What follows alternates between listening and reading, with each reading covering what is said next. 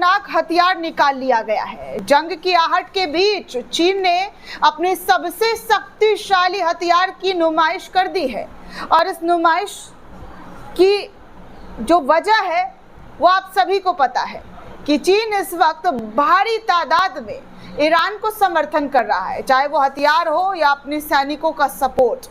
चीन ने ईरान के लिए खुलकर समर्थन किया है और वैश्विक मंच पर चीन के कई मंत्रियों ने इजराइल और अमेरिका के मंसूबे पर जमकर आपत्ति जताई है और फटकार भी लगाई है।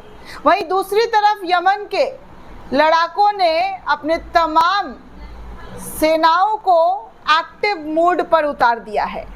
लाखों लाख यमनी सेना इजराइल से जंग लड़ने के लिए खड़े हैं, तैयार ये उनकी पूरी हो चुकी है।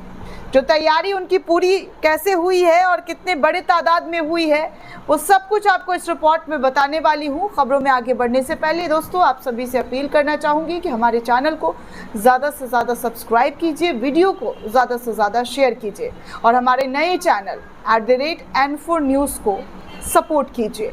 दोस्तों इस वक्त चाइना के ज़रिए अपने सबसे ख़तरनाक, सबसे शार्प हथियारों का नुमाइश किया गया है, वो भी ऐसे वक्त में जब इस वक्त तनाव मिडिल ईस्ट में चरम पर है। ईरान इजराइल के बीच तो ना जाने कब अटैक हो जाए, कब एक दूसरे पर ये दोनों देश हमला कर दे। हर दिन ऐसी जानकारी, ऐसी खबर निकलकर सामने आती है। कभी इजराइल के मंत्री धमकी दे रहे हैं कि हम छोड़ेंगे नहीं, तो कभी ईरान की तरफ से धमकियां दिया जा रहा है कि अगर आंख उठाकर देखा तो हम पूरी तरीके से इजराइल को ख़त्म कर देंगे। और ईरान के साथ साथ नॉर्थ कोरिया भी लगातार इजराइल को धमकी पर धमकी, अमेरिका को धमकी पर धमकी देता हुआ नज़र आ रहा है। और इसी बीच चाइना के ज़रिए जो हथियार भेजा जा रहा है ईरान के अंदर, वो भी चर्चा का विषय बना हुआ है। इजराइल चाइना को हथियार भेजने से रोक रहा है, तो वहीं चाइना अपने सबसे शक्तिशाली हथियार की नुमाइश कर रहा है। दरअसल दोस्तों करंट रिपोर्ट के हवाले से एक जानकारी साझा की गई है। इस जानकारी में आपको दिखा दूं कि चाइना के ज़रिए उनके आर्मी फोर्सेस ने कितने बड़े लेवल का हथियार जो है पूरी दुनिया को दिखाया है। दरअसल दोस्तों चीन ने इस बार, जी हाँ, चीन ने इस बार DF-5B एक ICBM जो कई परमाणु हथियार ले जाने में सक्षम है, वैसा ही कोई हथियार निकाल दिया है। इसका प्रदर्शन जो है चाइना ने खुलकर अपने सोशल मीडिया अकाउंट पर किया है।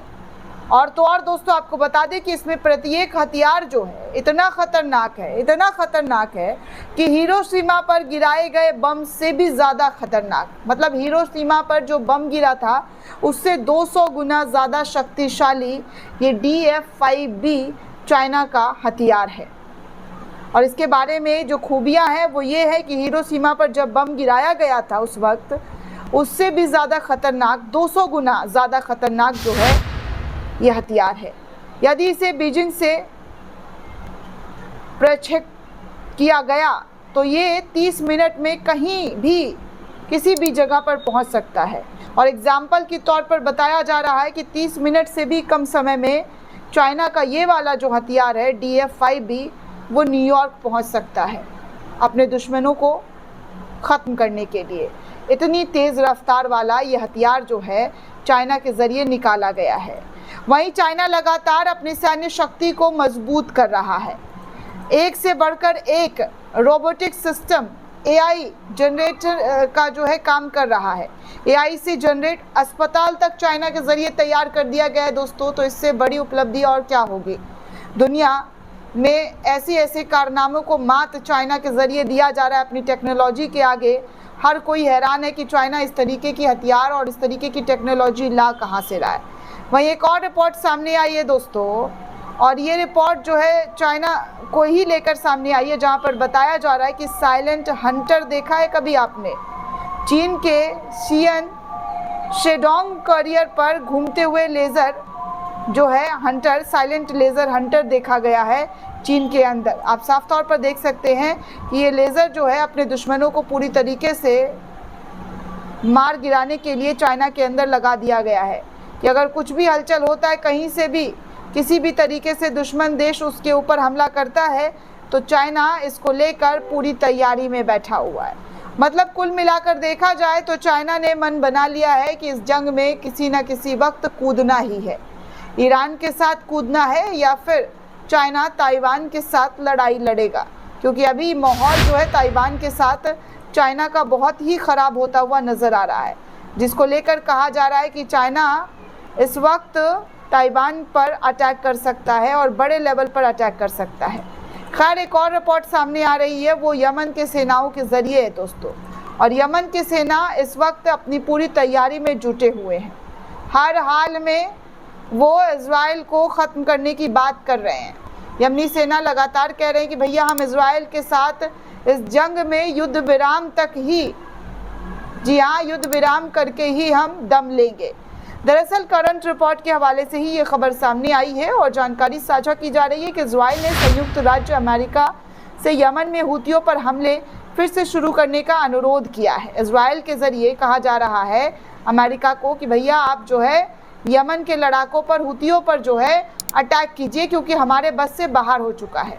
हुतियों ने इज़राइल की लाल सागर तक पहुँच को काफ़ी हद तक ख़त्म कर दिया है, और तो और जिससे शिपिंग लागत जो है इज़राइल को जा नहीं पा रही है। शिपिंग के ज़रिए जो चीज़ें उनको मिलती थी वो तमाम चीज़ें इस वक्त इज़राइल में बंद हैं। यहाँ तक कि इज़राइल का बंदरगाह बंद हो गया है और आर्थिक चुनौतियाँ भी लगातार इज़राइल को पैदा होता हुआ नज़र आ रहा है।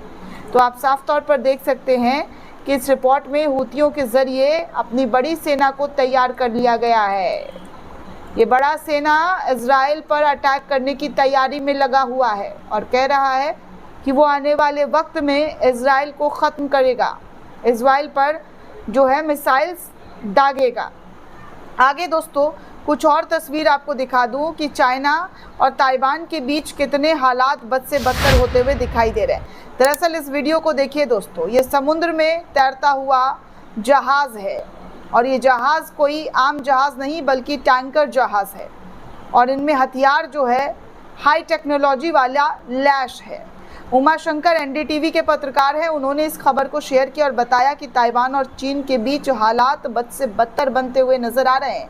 जैसे ही ताइपे ने हान कुआंग अभ्यास शुरू किया, बीजिंग ने भी उसी तरीके का जवाब देना शुरू कर दिया है। एक नए वीडियो में पीएलए की एक बख्तरबंद समुद्री इकाइयों को फुजियान में समुद्र नौसैनिक गठन परीक्षण करते हुए देखा गया है। ये क्षेत्र जो ताइवान के ठीक सामने जल मरु मध्यम के पार है, यानी कि ईरान के गैस पाइपलाइन, जी हाँ, ईरान का स्ट्रेट ऑफ हॉर्मुज़ जो है उसके उस पार है, और यहाँ पर चाइना के ज़रिए बड़ी तैयारी अपने टैंकर शिप्स के ज़रिए करनी शुरू कर दी है। और बड़े लेवल पर दोस्तों आप देख सकते हैं कि तैयारी जो है वो किस कदर की गई है।